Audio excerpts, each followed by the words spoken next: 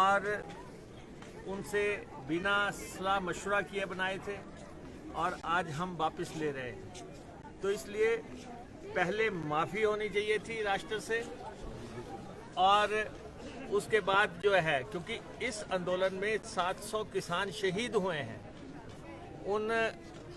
उन किसानों को याद करते हुए राष्ट्र से माफ़ी मांगी जानी चाहिए थी और उसके बाद जो है ये किसानों के जो है कानून वापस लेने का ऐलान होना चाहिए था और इनको जो है पार्लियामेंट में बिना किसी अविलंब के वापस लिया जाना चाहिए।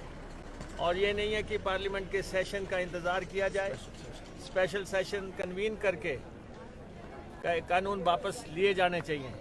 आपने देखा है कि देश के किसान ने बता दिया है कि इस देश में सबसे अगर सुप्रीम कोई पावर है, अगर सर्वोच्च है तो किसान है। जय जवान जय किसान का नारा हमेशा से हिंदुस्तान में गूंजता रहा है।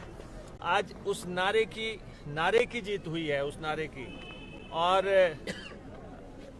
यहाँ पे भी हिमाचल प्रदेश में भी हिमाचल प्रदेश के मुख्यमंत्री जयराम ठाकुर, उनके कृषि मंत्री और अन्य मंत्री जो लगातार ये दलील दे रहे थे कि ये कानून किसानों के हित में है और किसी भी सूरत इसको वापस नहीं लिया जाएगा। मैं चाहता हूं कि मुख्यमंत्री भी आज जहां भी हों, जिस स्थान पे भी हों, आज प्रदेश में जहां भी जनसभा करें, सबसे पहले किसानों से माफ़ी मांगें, हिमाचल प्रदेश के लोगों से माफ़ी मांगें और माफ़ी मांगने के बाद आगे की बात करें। मुकेश जी, क्या जो यूपी इलेक्शन है और 5 स्टेट्स में जो इलेक्शन है, क्या उसको देखते हुए सरकार ने ये फैसला लिया या सही तौर पे अब इनको मालूम हुआ कि ये जो फैसला था किसान बागवान के हित में नहीं था? नहीं, देखिए, लोकतंत्र की खूबसूरती यही है कि यहाँ कोई भी जो है तानाशाह तरीके से नहीं चल सकता।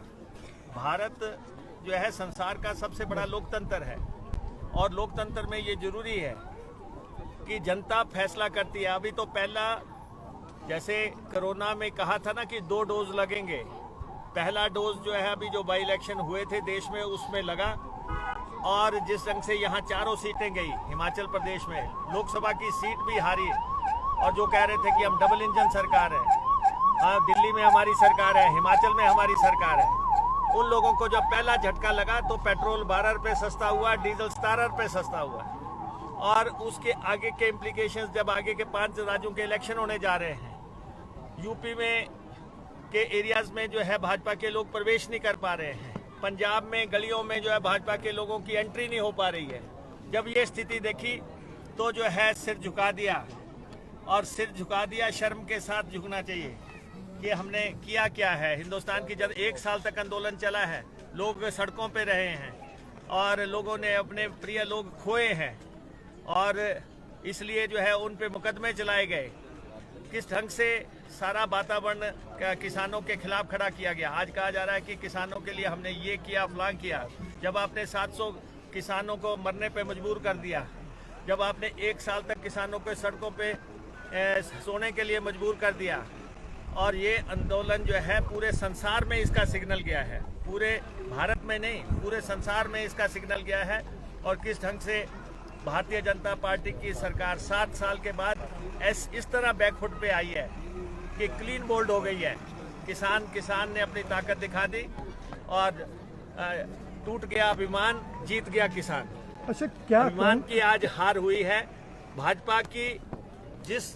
जिस भी तरीके से कहें, भारतीय जनता पार्टी की आज बहुत शर्मनाक हार हुई है और उनको हथियार जो है किसानों के आगे डालने पड़े हैं। Will you take this issue? ये आने वाले वक्त में हिमाचल प्रदेश में भी जनता के बीच में इशू रहेगा क्या? इशू यहाँ जाके खत्म हो जाएगा? ऐसा कैसे रहेगा? ये तो एक इतिहास लिखा गया है। 1 साल तक जो आंदोलन चला हो इस देश में, 1 साल तक चला है और उसमें लोगों की जानें गई हैं और जो है जिस तरीके से किसान को रौंदने का प्रयास जो है हिंदुस्तान के इन हुक्मरानों ने किया, ये इशू इसी के साथ डाई डाउन नहीं होगा। ये भारतीय जनता पार्टी की केंद्र की सरकार को, प्रधानमंत्री को भी माफी मांगनी चाहिए और खास तौर पे हिमाचल प्रदेश की जयराम सरकार जो टूट तो चुकी है लेकिन रस्सी जल गई, बट नहीं गया। अभी तक भी जिस तरीके से जो है बातें हो रही हैं, हमने ये आपको कह दिया है 2022 में हिमाचल प्रदेश में कांग्रेस की सरकार बढ़ेगी। अभी 40 हुआ है, अब 860 होगा, 860 होगा, ये आपके सामने होगा। और यहाँ पे जो है ये भारतीय जनता पार्टी की जो है हिमाचल प्रदेश में खास तौर पे ये डूबता हुआ जहाज है, इसमें छेद हो चुका है, इसमें से लोग छलांगे मारेंगे। अब समय आ गया है, इनको डूबना है, कोई इनके साथ डूबना नहीं चाहेगा।